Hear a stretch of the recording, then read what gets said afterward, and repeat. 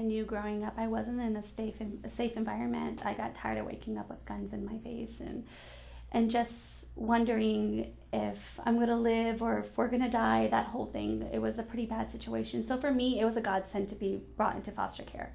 Our thing is we went from having no rules, no structure, no guidelines, none of that, and we came from a very, very abusive home, very abusive, to all of a sudden being in a structured environment, having all these rules, and nobody really sat down and took the time out to see what our needs were. I think the biggest thing is that a lot of times that developmentally speaking, they're still stuck at the age that they were removed from their parents. So if you think you're talking to a 16 or 17-year-old and they've been in care since they were 8, chances are that you might be talking to somebody that developmentally, due to the trauma, that they're still kind of stuck in that 8-year-old mentality in a lot of ways. And I think that's something to keep in mind when they're not hearing what you're saying or they're not acting the way you expect them to. It could be that you're talking to an 8-year-old and not a 17-year-old at all. Trauma-informed care is a way, it's a system actually, it's a strength-based framework. It's a way to care for families and children that actually takes in account the impact of trauma on those children and families. So it includes things like educating everybody in the system about the impact of trauma. So everybody is on the same page and aware of, yep, that's a reaction of trauma. It's about developing assessments that are trauma informed and treatments. I mean, we need treatments as well for children that have been traumatized. It also involves creating programs and ways to increase the resilience of both the families and the children and increase the protective factors, because you can't always stop trauma. You can't always stop bad things from happening. But how can we build these children and these families up so that they can cope with the stresses of life without falling down, without resorting to knee-jerk behaviors that are damaging to everybody in the family? So with trauma-informed care, I think one of the most important principles is really having that empathetic perspective of trying to figure out, there's usually a reason behind most behaviors that we see, whether it's children or adults. And so trying not to judge what we see on the surface, but being empathetic and trying to figure out what's behind it. I think supervisors can help with that by just becoming more involved. Maybe by accompanying a caseworker on one of those home visits or getting to know the child themselves. This is a joint effort.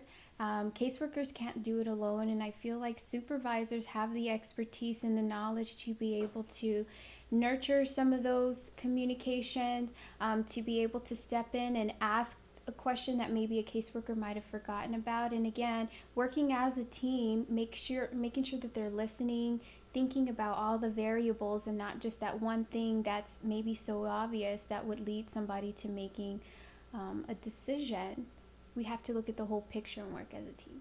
I think one of the biggest pieces that we miss as social workers in working with trauma survivors is that we tend to try and prioritize the trauma that took place.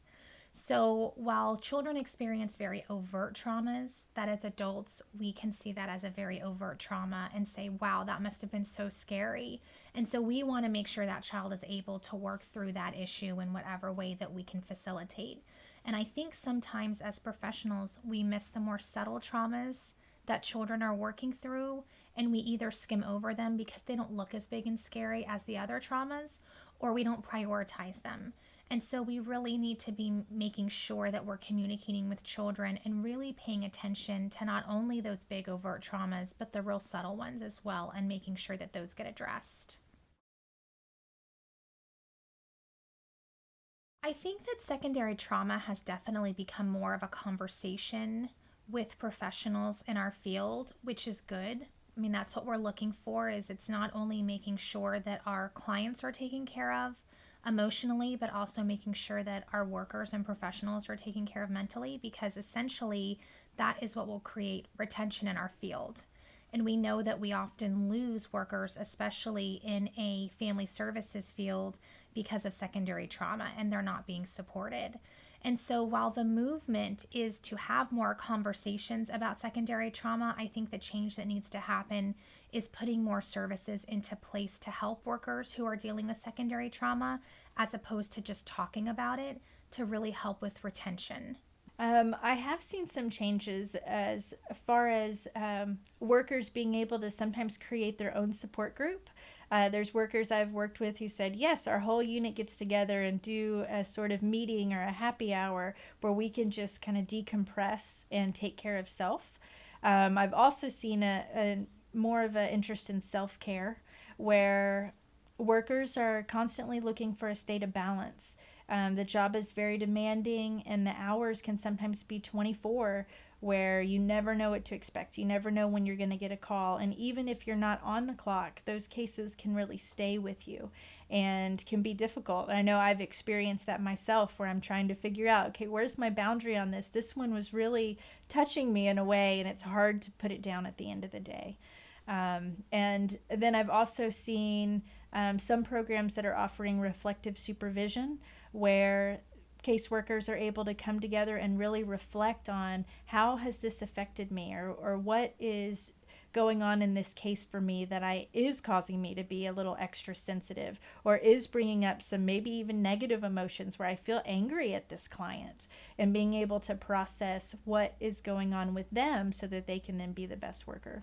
I think it's really important for caseworkers who are experiencing secondary trauma to be mindful of their needs during that time.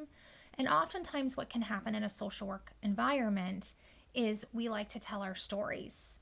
And that one story leads to another story, and another story can lead to another story. And sometimes we try to one up another story because we're so used to that shock and the trauma that we're hearing all day from our clients. And so I always encourage my own supervisees, or just in agencies that I'm giving trainings to really give yourself permission to say to another worker, I am so sorry. I'm not in a place right now to hear that story, or I would love to be able to process that with you or hear about it, but I've reached my limit for today and I need to take care of myself. So if you don't mind, could we talk about that another time? And to really allow yourself to put parameters and boundaries around how much input you're getting of other people's stories, knowing how much you're hearing on your own all day, every day.